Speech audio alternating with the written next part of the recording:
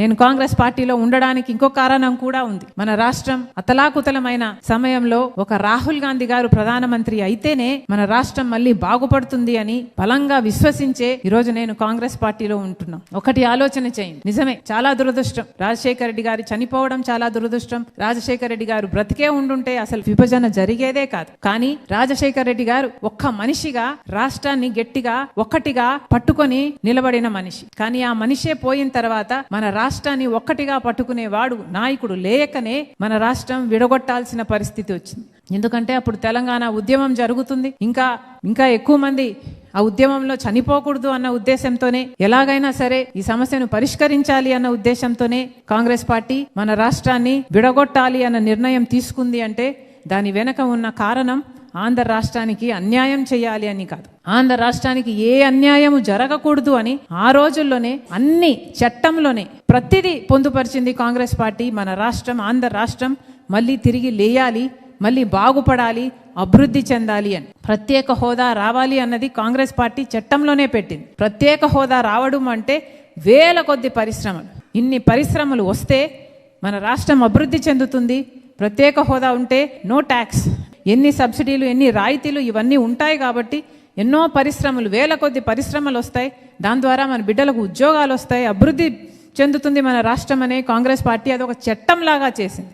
అంతేగా రాజశేఖర రెడ్డి గారు కలలు కన్నా మొదలుపెట్టిన పోలవరం ప్రాజెక్టు 36 లక్షల ఎకరాలకు నీళ్ళిచ్చే ప్రాజెక్టు, అది జాతీయ ప్రాజెక్టుగా కేంద్రమే పూర్తి బాధ్యత వహించి చేయాలి అన్నది కాంగ్రెస్ పార్టీ చట్టంలోనే పెట్టింది. అలాగే రాజధాని అయితేనేం పూర్తి నిధులు కేంద్రమే భరించాలి, ఒక బ్రహ్మాండమైన రాజధాని కట్టాలి అని కాంగ్రెస్ పార్టీ ఆ రోజే చట్టంలో పెట్టడం జరిగింది. ఇలా ఒకటి కాదు, రెండు కాదు, ఉత్తరాంధ్రకైతేనేమి, రాయలసీమకైతేనేమి, స్పెషల్ ఎకనామిక్ ప్యాకేజ్ అయితేనేమి, లేక దుగ్గరాజపట్నం పోర్ట్ అయితేనేమి, కడప స్టీల్ ఫ్యాక్టరీ అయితేనేమి, రైల్వే జోన్లు అయితేనేమి, మెట్రోలు అయితేనేమి, ఇలా ఒకటి కాదు, రెండు కాదు, ఆంధ్ర రాష్ట్రానికి ఎన్ని కావాలో ఇన్స్టిట్యూషన్లు అయితేనేమి, రీసెర్చ్ సెంటర్లు అయితేనేమి, మెడికల్ అయితేనేమి, ఎడ్యుకేషనల్ అయితేనేమి, ఇలా అన్ని రావాలి, ఆంధ్ర రాష్ట్రం బాగుపడాలి అని కాంగ్రెస్ పార్టీ ఇవన్నీ చట్టంలోనే చేర్చింది. ఆ రోజుల్లో వేసిన లెక్కల్లోనే ఇవన్నీ అమలు చేయాలి అంటే 5 లక్షల కోట్ల రూపాయలు ఆంధ్ర రాష్ట్రానికి ఇచ్చిన వాళ్ళు అవుతారు, మేలు చేసిన వాళ్ళు అని ఆ రోజుల్లోనే ఒక లెక్క, ఒక అంచనా. కానీ ఇవేవి జరగలేదు అంటే దానికి కారణం కాంగ్రెస్ పార్టీ మళ్ళీ అధికారంలోకి రాలేదు. అప్పుడు అధికారంలోకి వచ్చింది బీజేపీ పార్టీ. అప్పటి నుంచి బీజేపీ పార్టీ వెన్నుపోటు పొడుస్తూనే ఉంది ఆంధ్ర రాష్ట్రానికి. వీటన్నిటి గురించి పోరాటం చేస్తున్నది ఒక్క కాంగ్రెస్ పార్టీ మాత్రమే. రాహుల్ గాంధీ గారు దాచుకోవడానికి ఏమీ లేదు, దోచుకున్నది ఏమీ లేదు కాబట్టి, భయపడని వ్యక్తి కాబట్టి ఈరోజు ఇంత గట్టిగా నిలబడి ప్రజల పక్షాన పోరాటం చేయగలుగుతున్నాడు. ఎన్నో త్యాగాలు చేసిన కుటుంబం అది, ప్రాణ త్యాగాలు చేశారు. ఈ రోజు వరకు కూడా చాలా సింపుల్ గా, హంబుల్ గా బ్రతికే కుటుంబం వాళ్ళది. కేవలం వాళ్ళైతే మాత్రమే, రాహుల్ గాంధీ గారు మాత్రమే మన దేశానికి ప్రధానమంత్రిగా ఉంటేనే మన దేశం బాగుపడుతుందని ఏనాడో చెప్పాడు రాజశేఖర రెడ్డి గారు. ఈరోజు కాంగ్రెస్ పార్టీ మాత్రమే ప్రజల పక్షాన నిలబడుతుంది, ప్రజల పక్షాన ప్రశ్నిస్తుంది, ప్రజల పక్షాన పోరాటాలు చేస్తుంది. రాహుల్ గాంధీ గారి నాయకత్వంలో ఈరోజు కాంగ్రెస్ పార్టీని బలపరచాలి అన్న దృఢ నిర్ణయంతో మణికం ఠాకూర్ గారు, అలాగే గణేష్ గారు, ఏఐసిసి నుంచి పలక్ గారు, వీళ్ళందరూ కలిసి రాష్ట్రంతో దగ్గరగా పనిచేసి కాంగ్రెస్ పార్టీని ఎలాగైనా బలోపేతం చేయాలి అన్న ఉద్దేశంతో, ఈరోజు ఇతర పార్టీల నుంచి కూడా చేరికలు ఉండాలి అన్న ఉద్దేశంతో ఎంతో ఇనిషియేటివ్ తీసుకొని ఈరోజు ఈ కార్యక్రమం చేపడితే ఈరోజు 100 మంది కాంగ్రెస్ పార్టీలో చేరుతున్నారు. కాంగ్రెస్ పార్టీలో చేరాలి.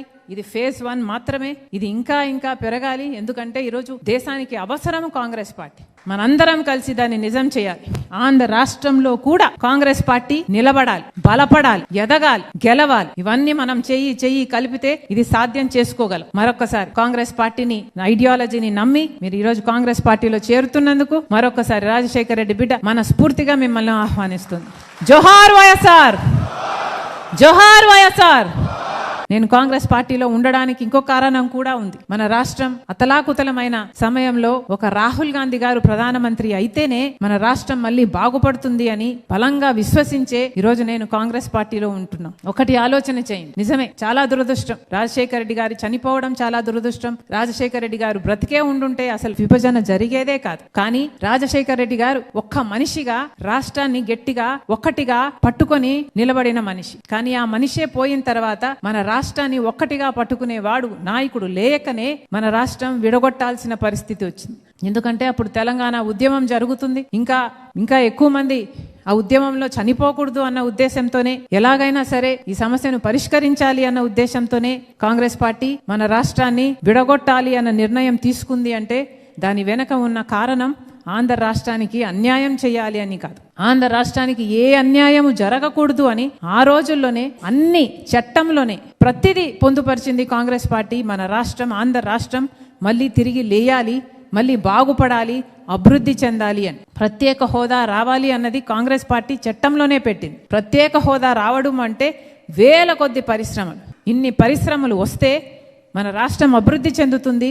ప్రత్యేక హోదా ఉంటే నో ట్యాక్స్, ఎన్ని సబ్సిడీలు, ఎన్ని రాయితీలు ఇవన్నీ ఉంటాయి కాబట్టి ఎన్నో పరిశ్రమలు, వేల కొద్ది పరిశ్రమలు వస్తాయి.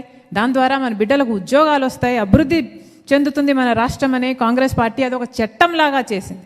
అంతేకాదు రాజశేఖర రెడ్డి గారు కలలు కన్నా మొదలుపెట్టిన పోలవరం ప్రాజెక్టు 36 లక్షల ఎకరాలకు నీళ్ళిచ్చే ప్రాజెక్టు, అది జాతీయ ప్రాజెక్టుగా కేంద్రమే పూర్తి బాధ్యత వహించి చేయాలి అన్నది కాంగ్రెస్ పార్టీ చట్టంలోనే పెట్టింది.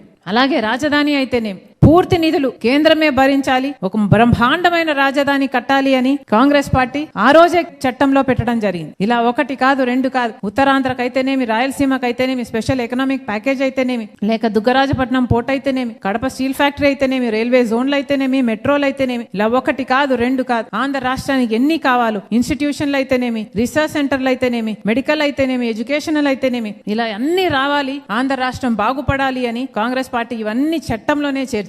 ఆ రోజుల్లో వేసిన లెక్కల్లోనే ఇవన్నీ అమలు చేయాలి అంటే 5 లక్షల కోట్ల రూపాయలు ఆంధ్ర రాష్ట్రానికి ఇచ్చిన వాళ్ళు అవుతారు, మేలు చేసిన వాళ్ళు అని ఆ రోజుల్లోనే ఒక లెక్క, ఒక అంచనా. కానీ ఇవేవి జరగలేదు అంటే దానికి కారణం కాంగ్రెస్ పార్టీ మళ్ళీ అధికారంలోకి రాలేదు.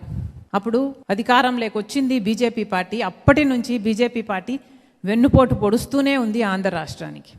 వీటన్నిటి గురించి పోరాటం చేస్తున్నది ఒక్క కాంగ్రెస్ పార్టీ మాత్రమే. రాహుల్ గాంధీ గారు దాచుకోవడానికి ఏమీ లేదు, దోచుకున్నది ఏమీ లేదు కాబట్టి, భయపడని వ్యక్తి కాబట్టి ఈరోజు ఇంత గట్టిగా నిలబడి ప్రజల పక్షాన పోరాటం చేయగలుగుతున్నాడు. ఎన్నో త్యాగాలు చేసిన కుటుంబం అది, ప్రాణ త్యాగాలు చేశారు. ఈ రోజు వరకు కూడా చాలా సింపుల్ గా, హంబుల్ గా బ్రతికే కుటుంబం వాళ్ళది. కేవలం వాళ్ళైతే మాత్రమే, రాహుల్ గాంధీ గారు మాత్రమే మన దేశానికి ప్రధానమంత్రిగా ఉంటేనే మన దేశం బాగుపడుతుందని ఏనాడో చెప్పాడు రాజశేఖర రెడ్డి గారు. ఈరోజు కాంగ్రెస్ పార్టీ మాత్రమే ప్రజల పక్షాన నిలబడుతుంది, ప్రజల పక్షాన ప్రశ్నిస్తుంది, ప్రజల పక్షాన పోరాటాలు చేస్తుంది. రాహుల్ గాంధీ గారి నాయకత్వంలో ఈరోజు కాంగ్రెస్ పార్టీని బలపరచాలి అన్న దృఢ నిర్ణయంతో మణికం ఠాకూర్ గారు, అలాగే గణేష్ గారు, ఏఐసిసి నుంచి పలక్ గారు, వీళ్ళందరూ కలిసి రాష్ట్రంతో దగ్గరగా పనిచేసి కాంగ్రెస్ పార్టీని ఎలాగైనా బలోపేతం చేయాలి అన్న ఉద్దేశంతో, ఈరోజు ఇతర పార్టీల నుంచి కూడా చేరికలు ఉండాలి అన్న ఉద్దేశంతో ఎంతో ఇనిషియేటివ్ తీసుకొని ఈరోజు ఈ కార్యక్రమం చేపడితే ఈరోజు 100 మంది కాంగ్రెస్ పార్టీలో చేరుతున్నారు. కాంగ్రెస్ పార్టీలో చేరాలి. ఇది ఫేజ్ 1 మాత్రమే. ఇది ఇంకా ఇంకా పెరగాలి. ఎందుకంటే ఈరోజు దేశానికి అవసరం కాంగ్రెస్ పార్టీ. మనందరం కలిసి దాన్ని నిజం చేయాలి.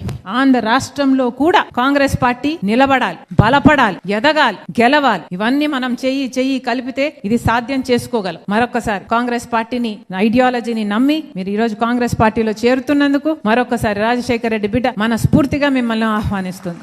జోహార్ వైఎస్ఆర్, జోహార్ వైఎస్ఆర్, జై కాంగ్రెస్.